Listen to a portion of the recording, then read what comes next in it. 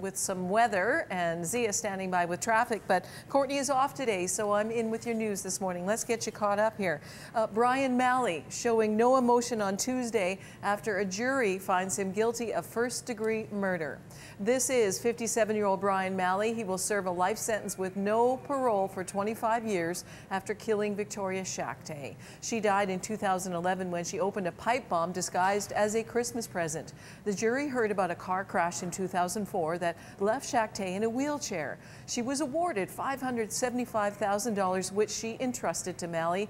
He lost all that money but continued to pay her using his own money. The Crown argued Malley killed Shaktay to cut his losses. A Stony Plain pilot whose plane crashed in Spokane, Washington, has succumbed to his injuries. Michael Clements was flying from Spokane to California on Sunday when his plane went down near a series of overpasses. Clements reported a loss of power to his engine shortly after takeoff, according to the U.S. National Transportation Safety Board. So far, no direct cause of the crash has been released. Insecticide pellets placed throughout a Fort McMurray apartment to kill bed bugs became deadly when they became airborne. An 8-month-old baby died and 4 other children are still hospitalized after the accidental poisoning. The family brought a type of aluminum phosphide back from a trip to Pakistan. The green tablets were placed around the apartment, particularly in one bedroom, to try to kill the bed bugs. When the mother vacuumed the floor, she says some of the toxic material was disturbed, broke down, and became airborne. Pedestrian safety is at the forefront of city leaders' minds now more than ever. Just yesterday morning, police were called to a collision at 79th Avenue and 99th Street. Witnesses say a 70-year-old man was crossing in a marked intersection when he was hit by an SUV.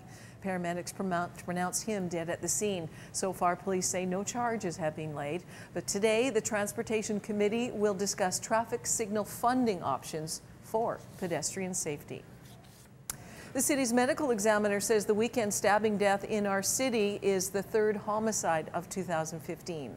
23-year-old Deng Matthew Garang Tong was stabbed on Sunday. While investigating the stabbing of 2 men, detectives found Tong suffering from wounds in his apartment. He later died from those injuries. Police say a total of 5 men were stabbed in that altercation. We're expected to learn more today about a home invasion northwest of Calgary. A 67-year-old man arrived at a Calgary hospital yesterday with a gunshot wound. He later died. Police tell us the incident happened on a rural property near Carstairs. Investigators believe 3 masked suspects entered the property, struggled with the occupants, and shot one of them. They also believe that the property was targeted. I wasn't surprised. We've heard that there's been illegal operations going on down there for the last few months, and I know that the cops were trying to get access onto the property, but for a few reasons they haven't been able to. But I wasn't surprised that this has actually happened. Those who live in the area have told us there was a grow-op on the property, but police have not confirmed that information. We expected this. U.S. President Barack Obama vetoing the Keystone XL oil pipeline yesterday, but the story is far from over. Obama, in a letter to the U.S. Senate, said no to a pipeline that would carry Alberta crude to Texas refineries. Keystone has been a political dogfight in the U.S. Republicans want it, Democrats do not. The next step sits with the U.S. State Department now, preparing a final assessment review for Obama. No word yet on when that report will be complete. Alberta Premier Jim Prentice took the news in stride. Obviously, we are disappointed by the decision that the President has made, but I would say it's not entirely surprising because he has repeatedly said that he will veto the Keystone bill, and so he has. You know, this is really a debate that's taking place between the American President and their Congress. Canada's Natural Resources Minister Greg Rickford, in a statement yesterday, said approval of Keystone is only a matter of time. After weeks of warning Albertans of tough times to come, the government announced a modest surplus in this year's budget. Finance Minister Robin Campbell estimates there will be a $465 million surplus for 2015. Healthy consumer spending in 2014 and a lower Canadian dollar helped to balance the plunging oil prices. Campbell even admits the province relies too much on the volatile oil and gas industry for its revenues and that things could turn on a dime. According to a recent report, rail maintenance led to a fiery train derailment that forced people west of our city to flee their homes. The Transportation Safety Board says 13 cars in a CN freight train derailed in October of 2013 because there were rail breaks along a curve in a siding at Gainford. It also says numerous defects were found along the length of the high rail in the curve. Now, nobody was hurt, but more than 120 people were forced out of the hamlet for 4 days. Red Bull saying everything is on track for its craziest track of the season to hit Edmonton.